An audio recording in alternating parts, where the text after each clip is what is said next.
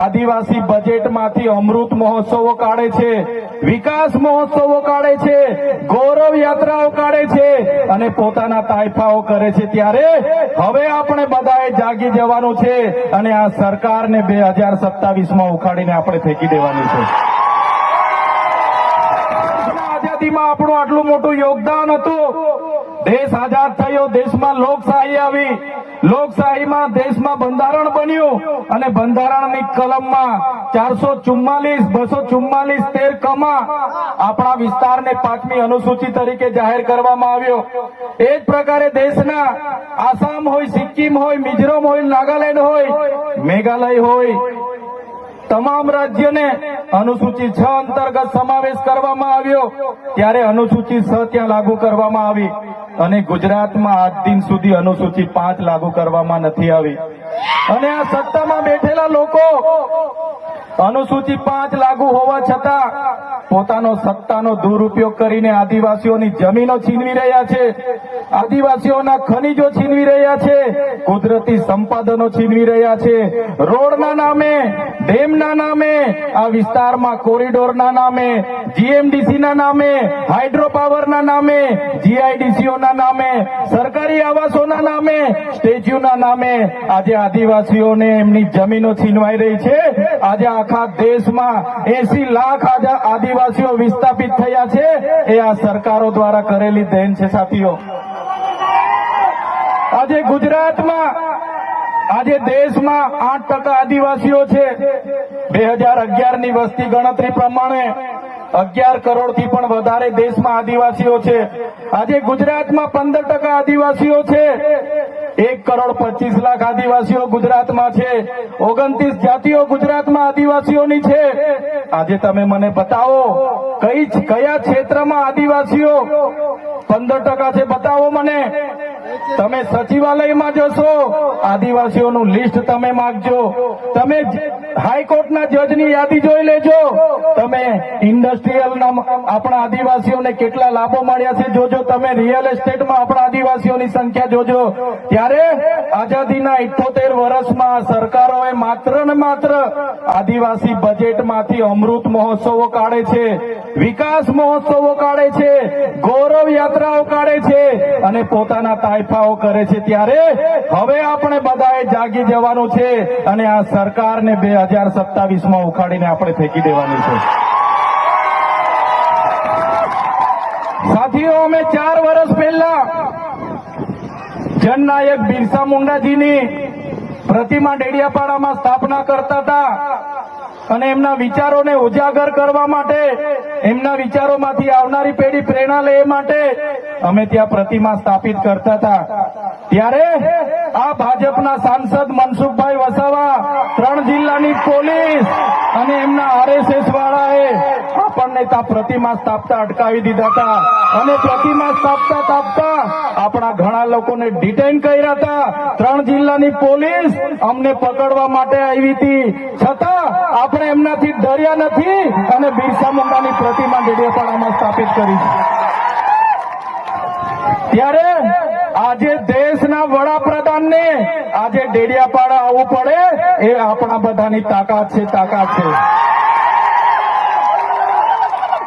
ત્યારે વડાપ્રધાન ડેડિયાપાડા આવે છે, ત્યારે લોકોને ભેગા કરવા માટે 500 કરોડ આદિવાસી બજેટમાંથી જોગવાઈ કરવામાં આવી છે, હજારો બસોની વ્યવસ્થા કરવામાં આવી છે અને બધા કર્મચારીઓને એમાં લગાડી દેવામાં આવ્યા છે। આજે ડેડિયાપાડાના ગામડાઓમાં ટીડીઓ ના મળે, તલાટીઓ ના મળે, એવા ગામડાઓની ગલીઓમાં આ ગુજરાતના નાયબ મુખ્યમંત્રી, એમના મંત્રીઓ, એમના સાંસદો, એમના ધારાસભ્ય ડેડિયાપાડાના ગલીઓમાં 4 દિવસથી ફરે છે। જે લોકો એસી ચેમ્બરોમાંથી બહાર નહોતા આવતા, જે લોકો ગાંધીનગરમાં પડે ફતારીએ રહેતા હતા, એ લોકોને ગામડે ફરતા કરી દીધા। એ આપણી બધાની તાકાત છે ભાઈઓ। ત્યારે નરેન્દ્રભાઈ મોદી આપણા કુળદેવી માતાના દર્શને જવાના છે દેવ મોગરા એ મહારાષ્ટ્ર, મધ્યપ્રદેશ, ગુજરાત અને રાજસ્થાનના લાખો લોકોનું આસ્થાનું કેન્દ્ર છે અને દેવ મોગરા જઈને રાજનીતિ જ્યારે કરવા માંગે છે ત્યારે નરેન્દ્રભાઈ મોદીને હું આ મંચ પરથી કહેવા માંગુ છું, તમને જો આદિવાસીઓ માટે હિત હોય તમે દેવ મોગરા જજો, તમે હિજારી લઈને આવજો, તમે મવડાનો ચોખ્ખો દારૂ એક બોટલ લઈને આવજો, તમે એક મરઘો લઈને આવજો, એક બકરો લઈને આવજો, દર્શન કરીને એની પ્રસાદી કરીને તમે ત્યાં જ જમીને પછી જજો. ત્યારે અમે માનીશું કે તમે આદિવાસીઓના હિતે છો.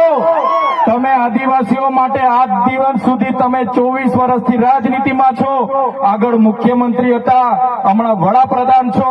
આદિવાસીઓ આજે શિક્ષક માટે આંદોલન કરે છે, શાળા માટે આંદોલન કરે છે, નર્મદાના પાણી માટે આંદોલન કરે છે, પોતાની જમીનો બચાવવા આંદોલન કરે છે, જીએમડીસીઓ હટાવવા આંદોલન કરે છે, જીઆઈડીસીઓમાં રોજગાર માટે આંદોલન કરે છે. ત્યારે નરેન્દ્રભાઈ મોદીજીને કહેવા માંગુ છું, હવે અમે લડેંગે, જીતેંગે, જિંદાબાદ, મુર્દાબાદ, આવેદન નિવેદન કરવા માંગતા નથી. હવે અમે લડવા માંગતા નથી. હવે ધરણા પ્રદર્શન બંધ, હવે આંદોલન બંધ. જો અમારી 5મી અનુસૂચિ, જો અમારા પૈસા, જો અમારી અનામત, જો અમારી 73 એની જમીનોને આવનાર દિવસોમાં જીએમડીસી ના નામે માગશો, માલસામોટ પ્રોજેક્ટના નામે માગશો, હાઇડ્રો પ્રોજેક્ટના નામે માગશો, અણુ મથકના નામે માગશો, તો અમે આંદોલન નથી કરવાના, અમે નેપાળવાડી કરવા માટે ગાંધીનગર આવવાના છે. અમે નેપાળવાડી કરવા માટે ગાંધીનગર આવીશું. તે દિવસે તમારો ને અમારો સામનો થશે, તે દિવસે ખબર પડશે ઓરિજિનલ આદિવાસીઓ કોણ છે. ત્યારે કેટલાક મીડિયાવાળા મિત્રોએ મને પૂછ્યું, તમારા ડેડિયાપાડામાં નરેન્દ્રભાઈ મોદી આવે છે, તમારું બધું પૂરું થઈ જાય. ત્યારે મેં મીડિયાવાળાને મિત્રોને કીધું, નરેન્દ્રભાઈ મોદી આવીને જાય પછી એમના મિત્ર ડોનાલ્ડ ટ્રમ્પને પણ લઈ આવજો, અમારા લોકોને ક્યાંય ફેર પડવાનો નથી.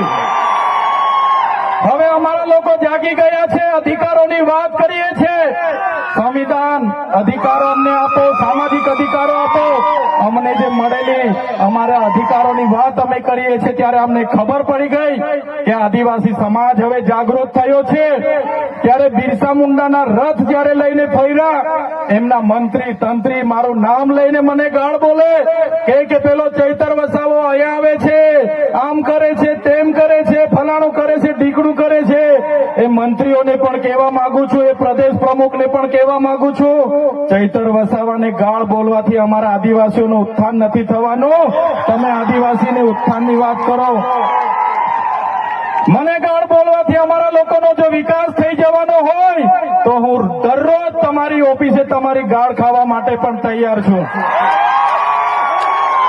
સાથીઓ, અમે અનંતભાઈ સાથે વિધાનસભામાં લડીએ, રોડ પર લડીએ, સદન પર લડીએ અને આદિવાસીઓની ન્યાયની વાત કરીએ, અધિકારની વાત કરીએ. આ લોકોને ગમતું નથી.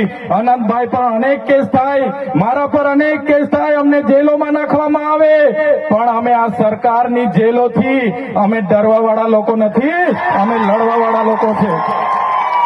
સાથીઓ, આ મંચ પરથી કહેવા માંગીએ છીએ, આ ચૈતર વસાવાને, અનંત વસાવાને જયારે સમાજની જરૂર પડશે, અમે આ ધડ ધરવા માટે પણ તમારી સાથે તૈયાર છે. આ ધડ ધરવા માટે પણ અમે સમાજ માટે તૈયાર છે. એક ગુજરાતના મુખ્યમંત્રી ભૂપેન્દ્રભાઈ પટેલ, એક ગુજરાતના ઉપમુખ્યમંત્રી હર્ષભાઈ સંઘવીની પોલીસમાં પાણી નથી કે આ ચૈતર વસાવા અને અનંત પટેલને હેરાન કરી શકે. ત્યારે સાથીઓ, જાગવાની જરૂર છે.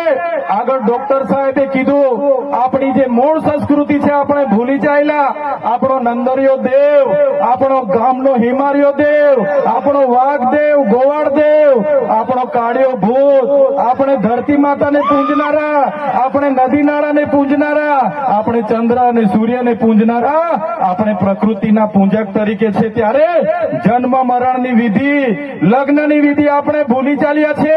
ત્યારે આજે આ લોકો આપણા પર જાતિનો દાખલો માંગે છે, પુરાવા માંગે છે. ભણેલા છોકરાઓને પૂછી લો.